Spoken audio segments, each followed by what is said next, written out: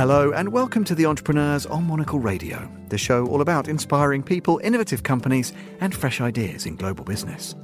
On today's programme, we'll hear how two industry giants in very different sectors are leading the charge on sustainable practices and innovation.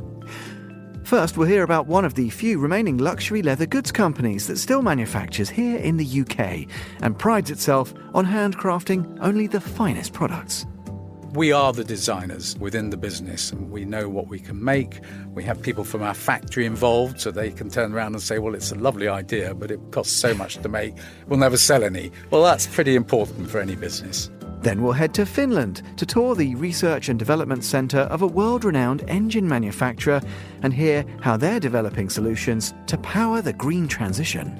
We will provide the engines, the systems for the new fuels that are coming with high efficiency and good robustness. This is The Entrepreneurs with me, Tom Edwards.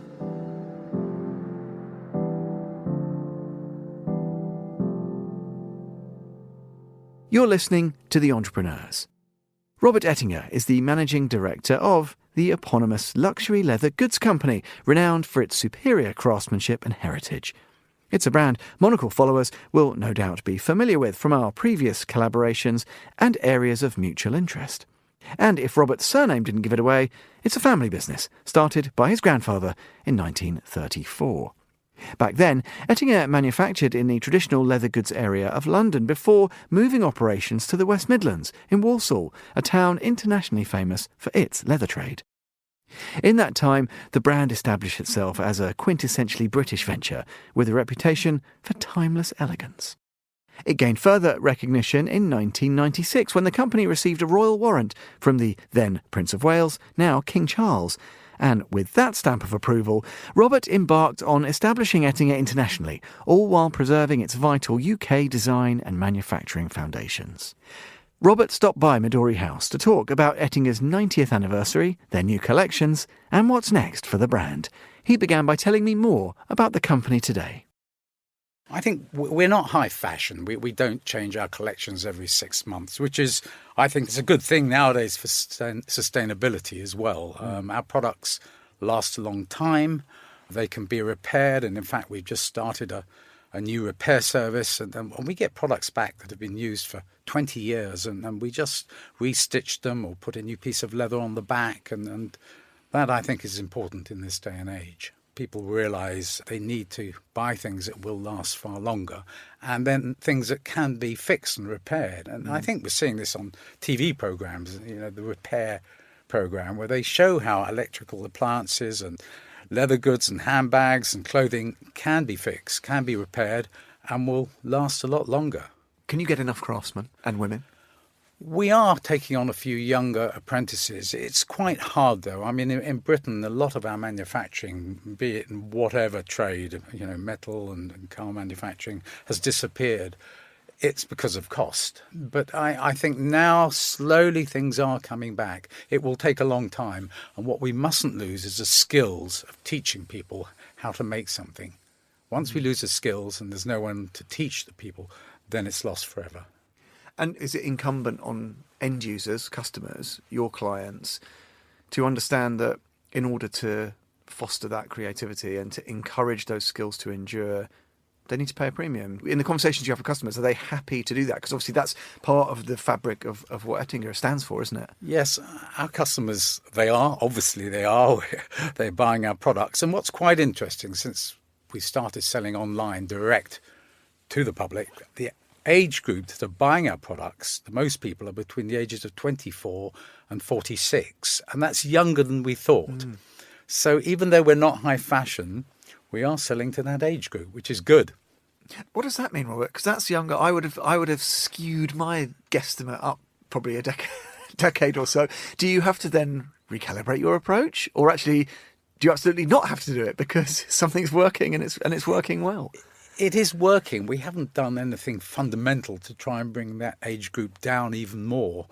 I mean, we're known for colour at Ettinger, so we're not just a black purse or credit card case or belt. We have wonderful colours. I mean, we've even taken the colours from the British banknotes into our sterling collection. So on the outside, it is black leather, but on the inside, you've got orange and red and turquoise, and that's colours of our 5, 10, 20 and £50 notes. And of course, everybody's saying we're a cashless society now, but in fact, we are still selling purses and wallets that hold not just notes, but credit cards and loyalty cards more than ever. And I think people are still using these things. It's also a style. It's bringing out a nice card case or a purse or a wallet. Shows that you've bought something that's well made, looks good, and people appreciate that. That you're a person of impeccable taste, like the products you buy. Just to double back, Robert, you mentioned this idea of selling direct to consumers. Now, I know Monocle and Ettinger have obviously collaborated in physical retail, even right here at Midori House and so forth. I know you love premium retail, and we can talk about mutual friends we have. I think I read a thing recently you talked about Mark at the Armory in Hong Kong. Yeah, these real exemplars of what excellence looks like in that forum. That's fundamental, though, isn't it, to communicating your brand values to your end users? How do you navigate maybe where there isn't that brick and mortar retail experience to have those conversations? Well, we obviously have always sold to retailers all around the world, and that's a very important part of our business. But I think where web sales are important is we can then communicate ourselves with the end user, and we learn a lot more about what they like about our products or don't like as well. And you learn so much from that, and from that you can improve your products and the collections and make what people really want. How reactive are you to that feedback? Because I think we know this at Monocle again, there's a fine line between taking it to heart and being decisive and acting on it, and actually sticking to your principles. How would you characterise your general approach to that? I think we always listen. I think in life that's a very important thing, to listen to everything. Whether we implement everything that's suggested is another question. It might be impractical or whatever, difficult to make, and it might be just that they have a certain colourway that they personally like, which you wouldn't sell any more of to anybody else. So, yeah, we listen. Do you like to hear vainglorious ideas, whether they come from customers or prospective customers, whether they come from partners, whether they come from within your team? Is it important to have a bit of that dreaminess, a bit of that ambition, even if it's something that everybody knows from the outset isn't going to work? Do you encourage that kind of creative expression? We do, because out of that comes other creativity. We have brainstorming sessions in our showrooms in Putney in London every few months to think about new ideas and new ways of doing things. And from these brainstorming sessions come some wonderful products and ideas. And it's the way we've always worked. We are the designers within the business, and we know what we can make. We have people from our factory involved, so they can turn around and say, well, it's a lovely idea, but it costs so much to make, we'll never sell any. Well, that's pretty important for any business. A lot of ideas come from things that have been made in the past. I mean, you can't reinvent the wheel. Our products have to be practical. They have to hold what they're made to hold. And therefore, we have to be sensible. We can just tweak things and make small design changes, but we can't create something that doesn't work. A surprisingly large number of businesses don't necessarily adhere to those guardrails, which I think is interesting. Do you say that Ettinger it's a British company? Is its Britishness that fundamental? Presumably your customers are everywhere now. I think it is. It's Britishness is fundamental. Having the royal warrant is very important for us, particularly where we're exporting. Although even in Britain now that's becoming more important. I think generally the British public have a lot of respect for royalty, and there's been a lot of change recently, but I think it helps us a lot as a business. Yeah, and forgive my ignorance, that warranty, so granted by the current king when he was the Prince of Wales, is that correct? That is correct, and, yes. But how does that work? Does it just roll around? Forgive my ignorance. Are you well versed in all of the detail of how the pomp and circumstance works? No, it doesn't just roll around. I believe the king is looking at granting new warrants, okay. And that will probably happen over the next few years. I don't know if he listens to the show.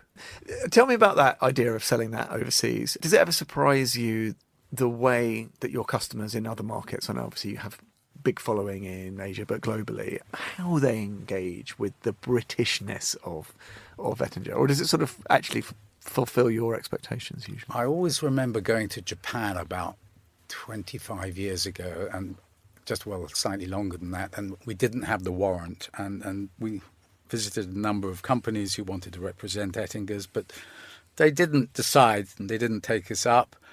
And then the following year, I went back and we did have the warrant, and suddenly there seemed to be more interest. To them, to have the warrant on the product and on the box, it is, as I said earlier, the seal of approval and quality and trust. And they approached us and said, right, we'd like to work with you, and the rest is history. Do you have favourite markets? I don't know, even if it's to go out and visit your retail partners or loyal customers in the Far East. I know, I'm sure from talking to Tyler, there's something magical that happens, if you touch down in Tokyo, the kind of retail journey. It's an experience of different values, isn't it? Throughout the whole process. I mean, do you get a kick out of that the same now, even when you revisit?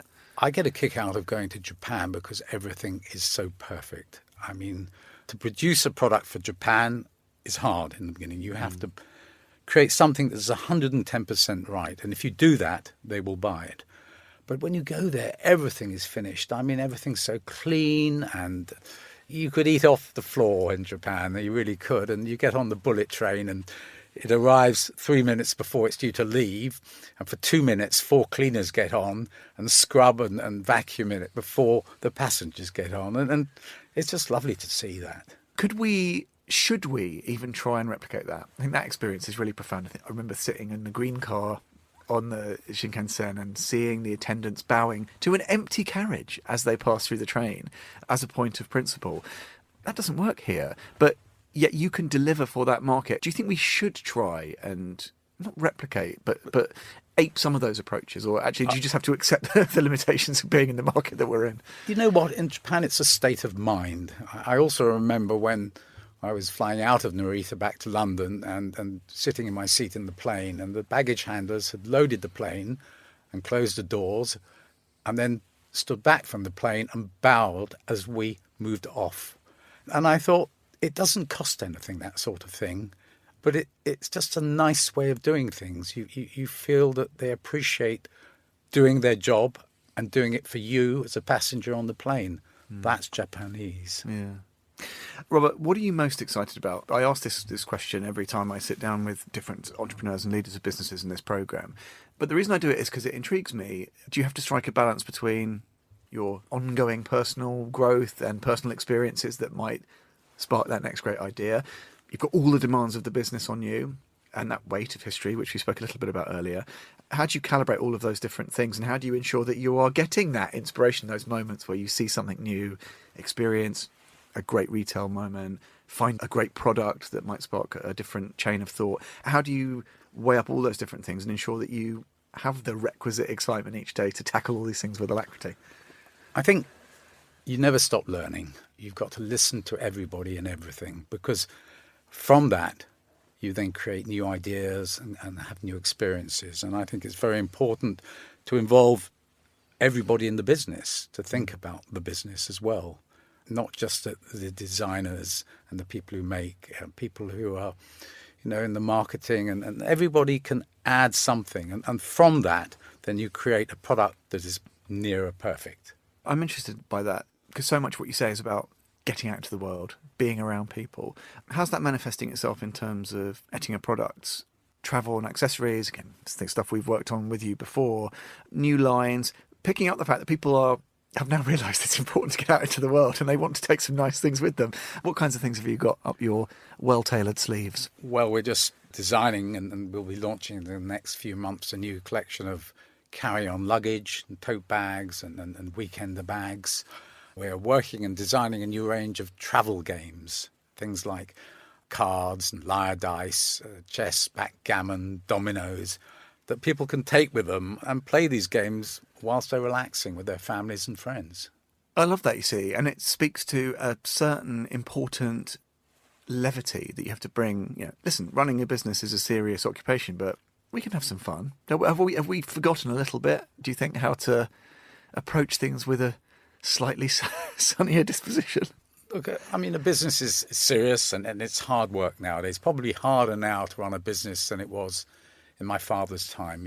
Nowadays, you have to go upwards the whole time. You can't sit and be level, as it were. Then you go backwards. And I think we all work together within the business and we create lots of new ideas all the time. And it seems to work for us. You make it sound very easy, but I'm glad you acknowledge that it's hard work. Just on this cultural point, Your experience intrigues me because I guess it was sort of written a little bit, the journey you'd go on with the family business, but you travelled very extensively. You did a lot of work in a lot of different sectors, markets, that obviously helped build a unique perspective to then take on the mantle, if you like. Do you detect that younger generation, to generalise, are maybe, a little bit less curious or are more easily pleased by what they can read about on a screen rather than going and doing it? Or am I lapsing into being a curmudgeon? No, I don't think you are. I think nowadays it's far easier to get information about things from one's phone or TV or whatever. Whereas, when I started travelling, you had to travel to see things. There was far less information about it on the screen. And in fact, travel has been my hobby ever since, not just for travelling for business, but just travelling generally. And I love going to different countries that maybe one wouldn't think of going to normally, and I've had some great experiences. What's on the agenda when you do that? Because I know you're a bit of an alpinist, aren't you? So is it skiing, hiking, or do you adapt what you want to do to where you're going to pitch up? I think some of the greatest adventures have been on a bicycle. Went to Uruguay and travelled all the way from the Brazilian border to Montevideo and had some amazing experiences. The distances were huge. And I remember one day, after about 40 kilometres, and it was quite hot, I saw a guy with a pickup, and we had an estancia, a small hotel booked, and I said to him, could you take us to 20 kilometres to the entrance to the estancia? Which he did, and I gave him whatever he had asked for it, and took the bikes off the back of his truck, and he went off. And we cycled up the drive, and the drive was 30 kilometres long. There were a few words said. Oh, I love that. Rob, what are you looking forward to? I don't know. Next travels? You've spoken about these products, which sound very exciting. We can't wait to see those. What are the key what have you got circled in red in your desk diary? Well, our markets that we're trying to grow at the moment are the US, and in fact, we've got a showroom now in New York, and I'm off there in July for a week, doing press interviews and meetings and meeting the retailers. So I love New York. To me, Manhattan is so different than anywhere else in the world. So that's a trip in July, and then off to Japan in October, again visiting stores and buyers. And I love going to Japan. To me, it's a trip I would hate not to do. No, well, that echoes the sentiment of a few people in this building. When were you last in New York? I'm intrigued. Last July. Oh, last July, okay. Because it's funny, Manhattan it clearly has that allure.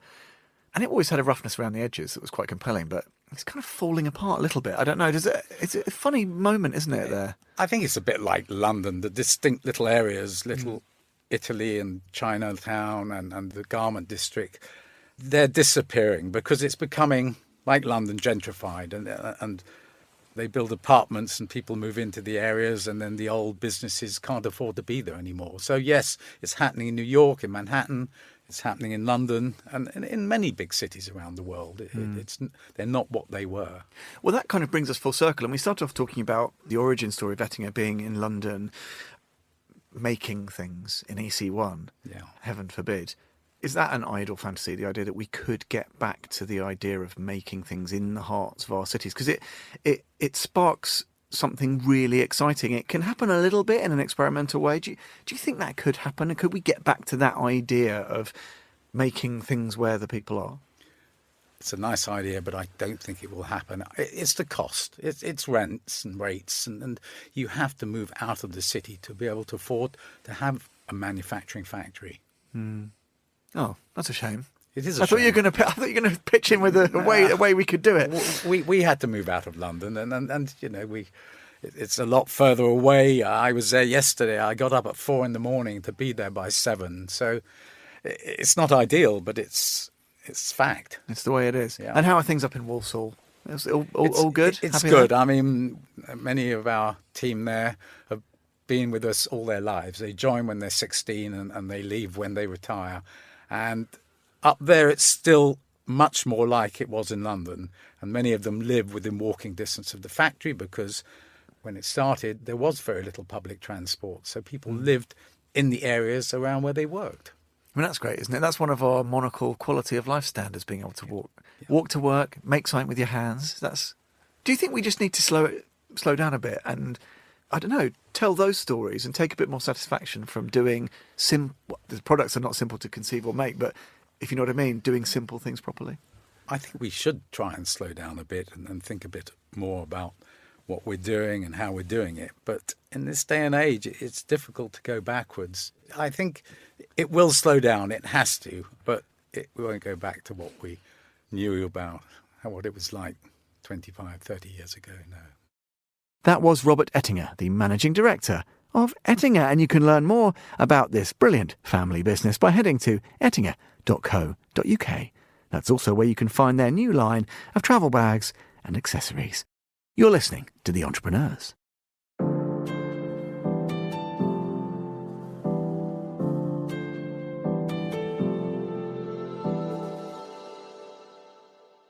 The Finnish company Wärtsilä is one of the world's largest engine makers for the marine and energy industries. The Wärtsilä Sustainable Technology Hub in the Finnish city of Vaasa is where the company develops future tech such as greener engines. Monocle's Helsinki correspondent Petri Burtsov visited the hub. He brings us this report.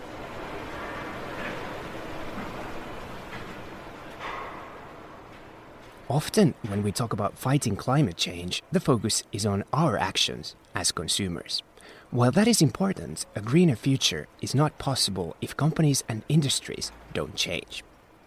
It's a staggering fact that over 70% of the world's greenhouse gas emissions come from just 100 companies. Luckily, change is afoot in several industries, among them shipping and energy, due in no small part to the work that goes on here on Finland's west coast at Wärtsilä's Sustainable Technology Hub. You might not have heard the name Wärtsilä before, but the chances are that you've been on a ferry or a ship powered by their engines. It's a 190-year-old, €6 billion business that employs close to 18,000 people across nearly 80 countries. But let's hear it from Hannu Mäntymaa, Wärtsilä Finland's managing director. Wärtsilä is known of its engines, what are, of course, producing energy and electricity.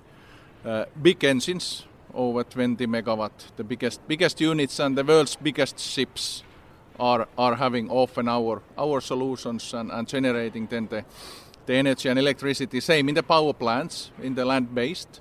We are more and more having their role to be a balancing power. So especially when the renewables are entering the field of energy systems, we need backup power when the wind is not blowing or sun is not shining. And there our solutions with the engine-based power plants are the key to enable the system staying stable and feasible to run.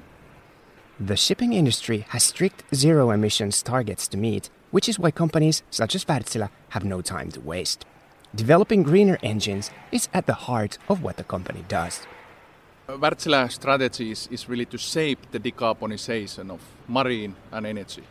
And that's all what we are actually doing here in the STH, Sustainable Technology Hub here in Finland, in Vaasa. The key element of that is the future fuels, enabling the transition which will happen in the coming years and decades. For example, in marine, the IMO, International Maritime Organization, has set a target that 2050, the global shipping shall be in net zero emissions of greenhouse gases, which means that this transition to future fuels need to happen basically in one vessel lifespan. And that's what we are doing here, developing the future-proof solutions so that when a customer now buys and installs an engine into vessel, they can in a flexible way enable this transition to the future fuels during coming years. At the same time, we are also developing our digital solutions to continuously optimize how you run the power plant or how you operate the vessel. We have connected over 5,500 engines already real time around the globe into here, Sustainable Technology Hub here in Finland and Vaasa. And based on the data optimizing, we increase the AI, artificial intelligence. So actually this is the place where the dreams are coming really true, and we are driving the decarbonization to really reach the net zero. Kai Portin is Wärtsilä's General Manager of Sustainable Fuels and Decarbonization. He tells me more about the kinds of engines that Wärtsilä is developing.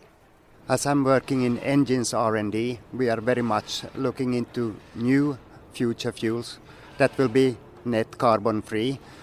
And we have been testing here methanol, for example, green methanol. We have also been testing ammonia engine and all other like hydrogen for future operation in our engines. And Wärtsilä makes engines for which industries? Wärtsilä make engines both for land-based power plants and also for marine. Okay, so just to sort of make it clear for our listeners, we are talking about really significant changes here. You know, shipping industry and energy industry and so on. If they turn to sustainable fuels on a global scale, we are talking about a very, very significant environmental change. Is that correct?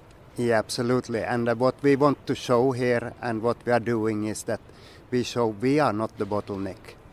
We will provide the engines, the systems for the new fuels that are coming when they are coming with high efficiency and good robustness. Portin has been with the company for nearly 3 decades and seen lots of ups and downs. Despite the challenges that still remain before the industries that Wärtsilä works with can reach net zero, his excitement about working for a more sustainable future is tangible.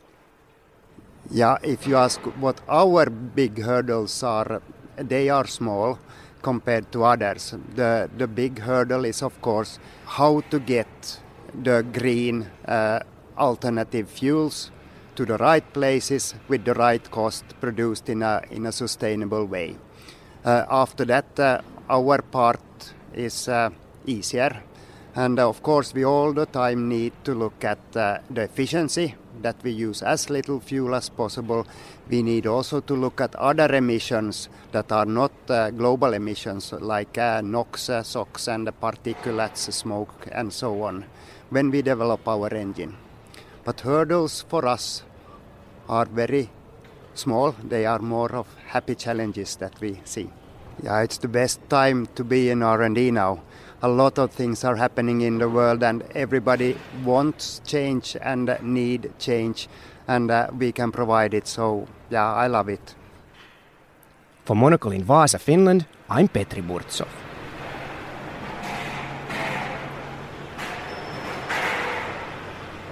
Thanks, Petri. You can learn more by heading to wärtsilä.com.